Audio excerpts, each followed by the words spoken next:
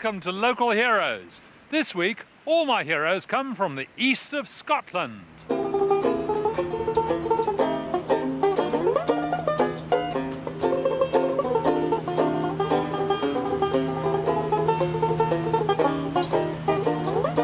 It must be really frustrating to make a great scientific discovery and then have everyone ignore it throughout your lifetime.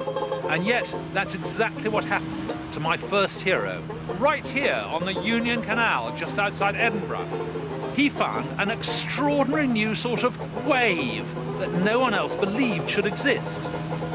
A wave that would revolutionise 20th century communications. His name was John Scott Russell. John Scott Russell had grown up in Glasgow, where he was so fascinated by the creak and roar of the early steam engines that he abandoned his career in the church to become an engineer. His first engineering success came on the roads. He set up the Scottish Steam Carriage Company, and in beautiful vehicles he carried 26 passengers between Glasgow and Paisley. But within months the whole thing came to a dead end because his carriage was sabotaged and 4 passengers died. So Russell changed horses and accepted an invitation from the Union Canal Company to try and fight off the threat from the steam carriages and the newfangled railways by designing and building better canal boats. And this was the turning point of his career. This is now called the Scott Russell Aqueduct because it was right here on the canal that he came to test his boats. Now, he reckoned that what slowed them down was the bow wave. But he was really astonished one day in 1834 when he was here on his horse and a boat came zooming along and then it stopped dead. Though the boat stopped, some of the water kept going and turned into a very peculiar wave. And he actually chased it on his horse for 2 miles along the canal. Scott Russell knew this was no ordinary wave. It was much wider than normal, and if it had followed the rules governing normal waves, it would have dispersed or broken. But this one just kept on going. He was convinced he'd discovered something special. He lived right here at number 8 Stafford Street in the Newtown district of Edinburgh. And it was here that he built himself a 30-foot long tank so that he could study his weird wave under controlled conditions.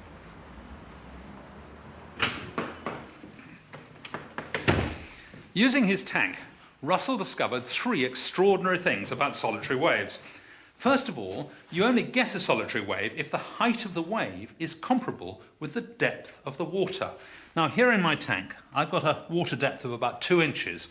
So if I can make a wave maybe 1 inch high, it should be a solitary wave. Let's have a go. There we are. That's about 1 inch of solitary wave going all the way up and down the tank.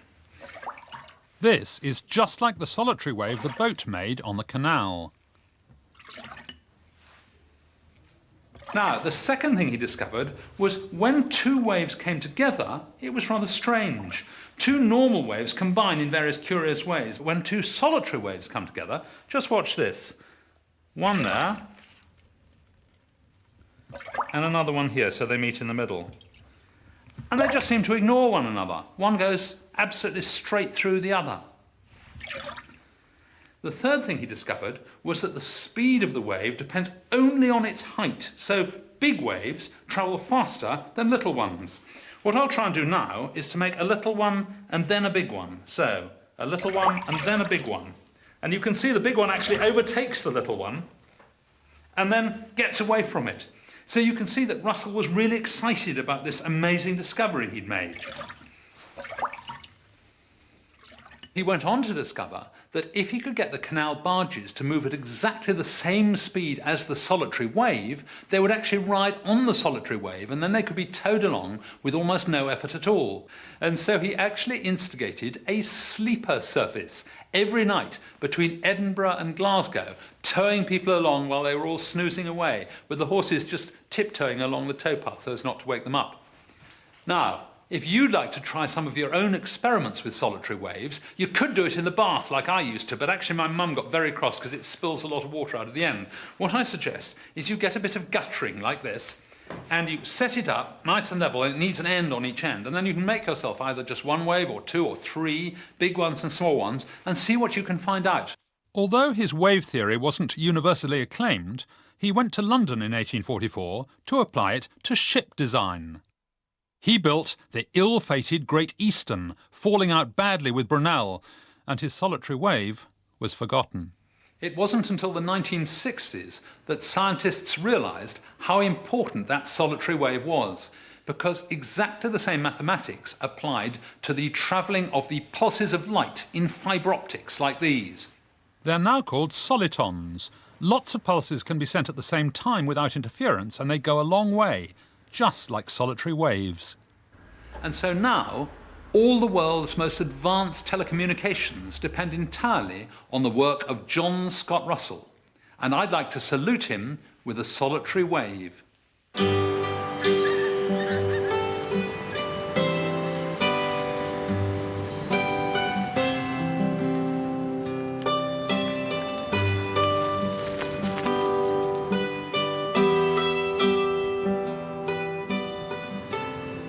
This is the Royal and Ancient Golf Club at St Andrews, the home of golf.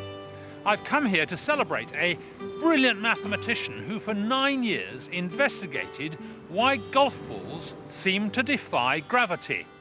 All the members here called him the Professor, but his name was Peter Guthrie Tait. From 1860, P.G. Tait was Professor of Natural Philosophy at Edinburgh University. He wrote on average one scientific paper every 44 days for 40 years on topics ranging from electrolytic polarization to the mathematics of knots. But it was his addiction to golf that provided his most elegant and understandable work. Tait was always a very amusing chap. He used to correspond in rhyme with the great James Clerk Maxwell, and he described the game of golf as like a play in several acts, although he spent most of his mathematical time on Act 2, Scene 3, the flight of the ball. When Tait started playing golf, the balls were smooth and round like this. This is a hand-rolled gutta-percha ball. It's red because it's a winter ball, so you could see it in the snow. But the players discovered they actually went further when they got old, when they had nicks and scratches in them. And so they started deliberately putting those in like this. And this is a ball of about the time when Tait was playing in the 1890s. And actually what all these nicks do is reduce the drag. And that's why today we have dimples in the golf balls. Around 1600, Galileo had described the way balls travelled through the air. He found they followed a regular curve, with the ball reaching its highest point halfway along its journey. It's called a parabola. I have here a piece of apparatus, a ball, a ramp, and 1, 2, 3, 4, 5 hoops and a hole at the end. And I'm going to try with incredible skill to get this ball into that hole. Look at that! Fantastic! And now let me just try another one to show you how incredibly difficult it is. Very, very reliable. And the reason is that the only force acting on this ball is gravity. Once it leaves the ramp, it's travelling in a beautiful parabola, so it will always go through these 5 hoops and fall into the hole. The trouble was that, as Tait discovered, the flight of a golf ball is very much more complicated. Tait wanted to check whether a parabola was a possible path for a driven golf ball. Imagine that this along here is the ground, and here's a golf ball about to be hit. He knew it went off the club face with a speed of about 200 feet a second, and that a good drive goes about 200 yards. Now, only 2 possible parabolas fit those figures. The first is this low one here, and the ball's in the air for only about 3 seconds. The other one is this high one here, and the ball's in the air for 12 seconds. You can draw many parabolas, but only these 2 seemed to fit the speed and range of real golf balls. Tait played a lot of golf and knew that the ball roughly followed the lower curve, but stayed in the air for twice as long, about 6 or 7 seconds. Somehow the ball seemed to be defying gravity. P.G. Tait was a tremendous golf enthusiast. He wrote a poem about the game. He liked to play 3 rounds a day if he could, and he tried playing at night with a phosphorescent ball, but it set fire to his opponent's glove. When he wasn't playing, he'd come here to the big room, and it was probably right here that he worked out how golf balls seem to defy gravity. Here is a golf ball about to be struck by a club, and here's the club coming in to hit it. Now, all golf clubs have loft, that is, they're tilted upwards like that to make sure the ball goes in the air. And what happens when the club hits the ball is that it gives it spin, so it goes off like this with backspin. When Tait first wrote about this, he got a lot of letters from disgusted golfers of Tunbridge Wells saying, "How dare you accuse us of cheating and giving the ball spin?" But you can't help it. You hit a ball properly, you're bound to give it backspin, and that is what gives the ball lift. Let me show you what I mean. I've got another ball here mounted on an electric motor on a sensitive balance arm that easily goes up and down like that. And I'll just put that horizontal like that. And here I've got a blast of air coming out of a nozzle to simulate the ball rushing through the air. If I switch on the air at the moment, the ball does nothing. It doesn't go up or down. But watch what happens when I first spin the ball. And I'll switch on the air. It gets tremendous lift. It's kicked up into the air because of the backspin it's got. I'll show you that again. When the ball spins backwards, the air flows more quickly over the top surface than underneath. This creates a lifting force which keeps the ball up in the air, rather like the wing of an aircraft. Tait actually measured this backspin, and he found that in a properly hit shot, the ball spins at a rate of about 50 times every second.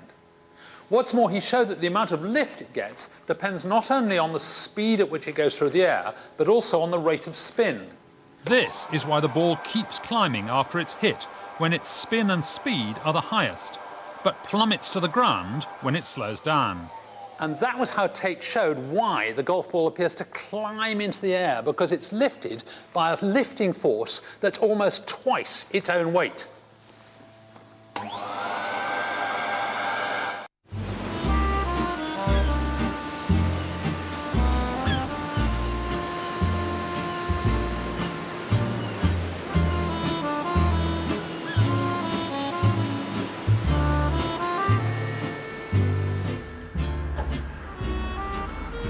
In this very building was born one of Scotland's forgotten inventors.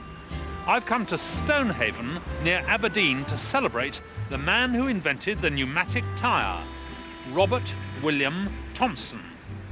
Stonehaven's most famous son was the 11th child of a mill owner. He hated school and was sent to the United States as an apprentice merchant. But he hated that too. When he came back, his father gave him a workshop and he found his true vocation as an engineer. At the age of 23, he took out his first patent for an elastic bearing for the purpose of lessening the power required to draw carriages, rendering their motion easier and lessening the noise they make when in motion. In other words, a pneumatic tyre. The credit for the pneumatic tyre normally goes to John Boyd Dunlop, the Belfast vet, who in 1888 made some for his son's tricycle and set up what became the Dunlop Rubber Company. But in fact, Thompson's pneumatic tyre was patented and used 43 years earlier. Thompson patented his tyre in 1845. He took one or more hollow belts of canvas and impregnated them with India rubber. He encased them in leather and bolted this to the rim of the wheel. When inflated, his tyres were 5 inches thick. When Thompson introduced his tyre, most roads were absolutely terrible, like this beach really, if you were lucky, or else just mud. And the wheels they had were actually wooden, with an iron tyre shrunk onto the outside to make it good and hard. Now the trouble was it was extremely uncomfortable and very noisy, as it went crash, bang, bump over every single pebble. When he introduced his pneumatic tyre like this one, it was very nice and squishy and it was silent, and everyone was impressed by that, but they said it's ridiculous to use that on carriages because it'll be much harder to pull them, because that rubber tyre will have to go squish, squish over every bump, and that'll be hopeless. So he set up a scientific test in Regent's Park. I've set up my own test just like his. I've got two identical carriages here, same size, same shape, there's the same weight on each, and the only difference is that this one's got solid tyres and this one's got inflated pneumatic tyres. And I'm going to pull them along over this natural rough course with these strings that go under pulleys here and over pulleys here and down to these buckets. And I've put one more rock in each. They've got the same weight in each. Take the handles off and let them go. 1, 2, 3, go! And look, the pneumatic trolley is miles ahead. Come on, come on, it's not that bad. Very unwilling to travel over this rough ground. And it's quite obvious the pneumatic tyres are much more efficient. When they go over a rock, the thing is that the tyre just squishes a bit, the trolley does not have to lift into the air. Whereas here, a solid tyre has to go right up into the air to get over that rock. The whole trolley has to lift. A terrible waste of effort. When he did his test in Regent's Park, there were two different sorts of road. There was some smooth, macadamised road and some very rough road. And what he found was that the hard tyres needed twice as much pull even on the smooth road and more than 3 times as much pull on the rough road. Unfortunately, he couldn't get enough thin rubber sheets to make his tyres, and indeed there wasn't really very much demand because the motor car hadn't been invented and even the bicycle wasn't really popular in his day. So his pneumatic tyres were well before their time.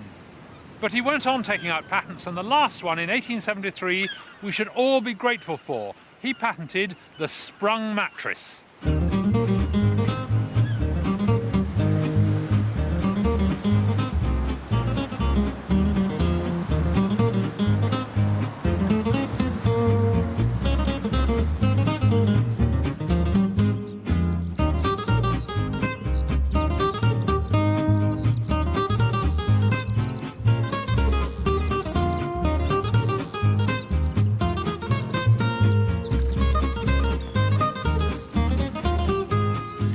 This is Douglas Wood, about 8 miles south of Brechin, where my next hero was born. He came here and developed one of the most important inventions of the 20th century. He started out looking for thunderstorms and wound up perfecting radar. His name was Robert Watson Watt. Watson Watt was a distant descendant of James Watt, the dour Scots improver of the steam engine. In 20 years with the Meteorological Office, he became an expert at locating thunderstorms by tracking the radio waves given off by lightning flashes. During the 1930s, the British government became increasingly worried about German political activity, and they were very nervous about attack from the air. The best air warning systems at the time were huge concrete reflectors. These were curved walls up to 200 feet long, like giant ears listening to the sky. But unfortunately, bombers could be heard from only 15 miles away. In 1935, the Air Ministry asked him to think about using radio waves to make a death ray to destroy incoming bombers. But this proved quite impractical. And then he had the idea of using radio not for destruction, but for detection. Now, imagine that there's an enemy aircraft coming in over the North Sea. Here it is, like this, and he wants to detect it using radio. He decided to send out a mass of radio waves, and perhaps they would bounce off the plane and produce little faint echoes which he could listen for. It's no good sending out a continuous beam of radio waves because then that would be so loud it would drown out any faint echoes. So he sent out pulses of radio so that he could listen in the gaps between the pulses. Now I've got here my own radar system, and I'm going to use sound instead of radio because then I can hear it. And this is my transmitter, the speaker, and here's my detector, the microphone. And if I switch it on, you can hear the clicks. So that there are gaps between the clicks, and it's in the gaps that I'm going to listen for the returning echo. And I'll turn it round so that it points out over the North Sea and not inland. So I'm going to try and detect that plane. Now, if I detect it, I'll pick up a signal on this cathode ray tube, this oscilloscope here. They were just coming into general use about 1935, which was when he was working. This signal here is the outgoing signal which it's picking up. What I'm looking for is a signal from the aircraft over the North Sea, somewhere out there. So let me use my aircraft homing device, this piece of string. So in it flies, coming in over the Dogger Bank, or wherever it is. And we're looking for an echo on the right. There, you can see the aircraft coming in over the North Sea, and as the aircraft gets closer, the signal moves across the screen. And so clearly you could calibrate this screen and measure the distance of the aircraft according to how far across the screen the signal was.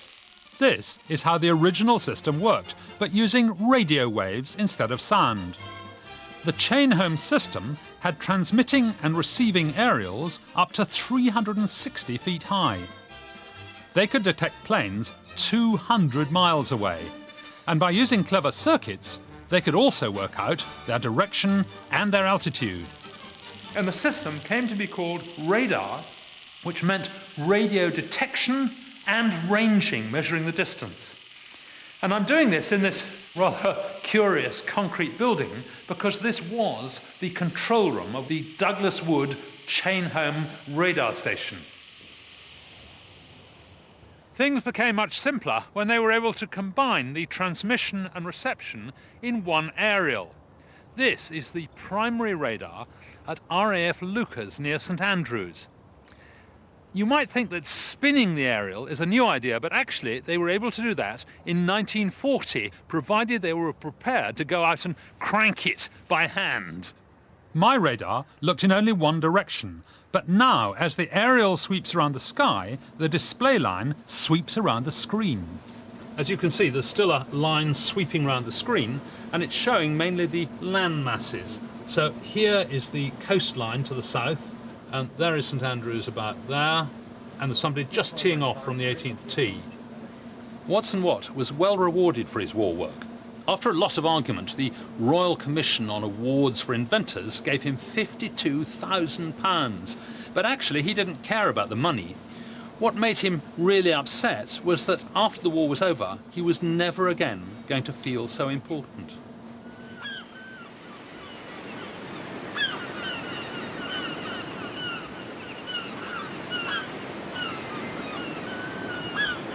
I'm sorry, that's all the heroes from this part of the world. See you next time.